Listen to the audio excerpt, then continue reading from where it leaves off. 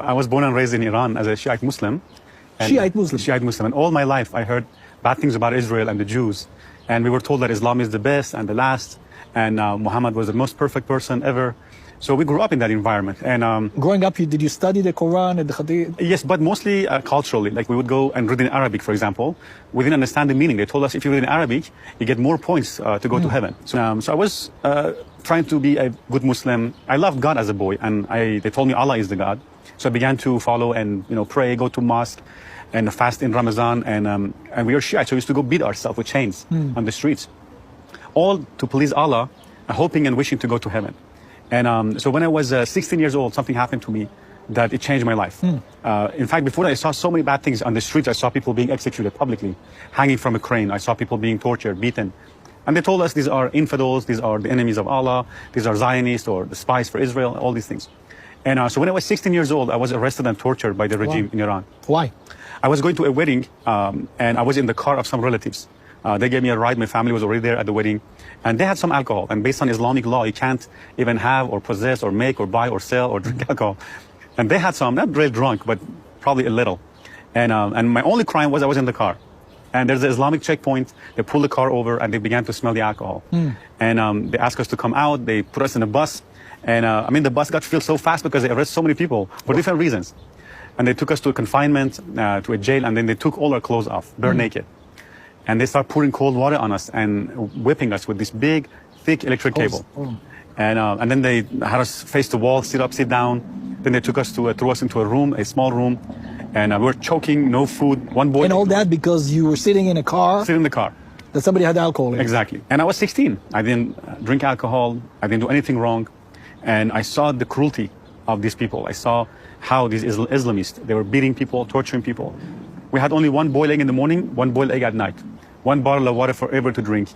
Restroom one time in the morning, one time at night, 60 seconds. So I saw the cruelty. I said, is this Islamic justice? Is this Islamic law? And so I became the victim.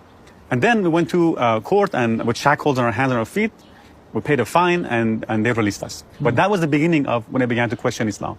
I began to say, what kind of religion is this? What kind of justice is this? And my mother said, no, Islam is good. These people make it look bad. I said, okay. Then I began to do my own research. I began to read the translation to see whether what Muhammad said and what this regime does is contrary and opposite. And I began to read the Quran, the Hadith, and I saw, wow, so much evil in the Quran. Muhammad killed people. I saw Muhammad beheaded people, cut people's hand off. It says not to be friends with Jews and Christians, Surah 551. Muhammad says don't take Jews and Christians for your friends. In Surah 929, Muhammad said kill those who don't believe in Allah, His messenger, and in the religion of truth, which is supposedly Islam, and they don't believe in what Allah and His messenger made unlawful. Kill them unless they pay jizya, blood money. In Surah 928, He cursed the Jews and Christians. In Surah Muhammad verse 4, it says behead the infidels wherever you find them. So when I saw these things, I saw, wow, this could not be from God. So I lost my faith in Islam completely. But at the same time, I was asking and questioning, so where I come from? Who made this world? If there's no God, then who made the world? If there's a God, then who is He? And in Islam, what Islam has done, it attached itself to Christianity, to Judaism. For example, it says, we believe in the Torah and in the Gospel. We believe in Moses and Abraham and Noah. And so in my mind, I thought all of them were the same family. I didn't even know Jesus was a Jew or He was from Israel. Nothing. So when I began to see the cruelty of Islam and the injustice and evil that is in it, I completely realized that either there's no God or if there's a God, it couldn't be this one. Then from 16 to 19, many things happened. My father died. I lost my school. All my hope was gone. Life was meaningless, depressing, sad, and uncertain. Everything seemed like so meaningless for me. I wanted to know the meaning of life. I didn't want to live in this world that is so dark and depressing. And so when I was 19 years old, for first time, I heard about Jesus.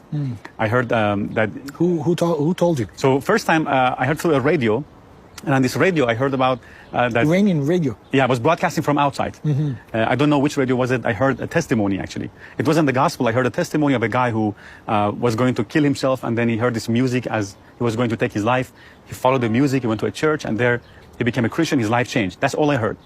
But I didn't make much of it. And then a few weeks later, I heard through satellite, broadcasting into Iran from outside, that Jesus is the Lord, and He died for me, and He rose from the dead. And I said, no, that's too good to be true. How could God have a son? All these, He rose from the dead. And I said, no. Second time I heard again. The third time I heard, I said, okay, Jesus, if this is true, I ask you to show me. I ask you to come into my life if it's real, be my Lord, be my Savior. And I prayed this prayer. I said, if it's real, I want to see. Show me something. I want to see. And the moment I say that, a heat went through my hand, through my left hand. The heat went through my hand, went through all my body. I began to shake and tremble. I began to cry. And I felt this love and this peace and this joy I'd never experienced before. I felt a burden was lifted off my shoulder. I began to feel love for people, for anybody who had hurt me. I began to forgive them. I began to feel forgiveness and love and joy. I mean, it was a instant transformation. It wasn't a process. Beautiful. I was just full of joy. I was jumping up and down. And then I went to my mom's house.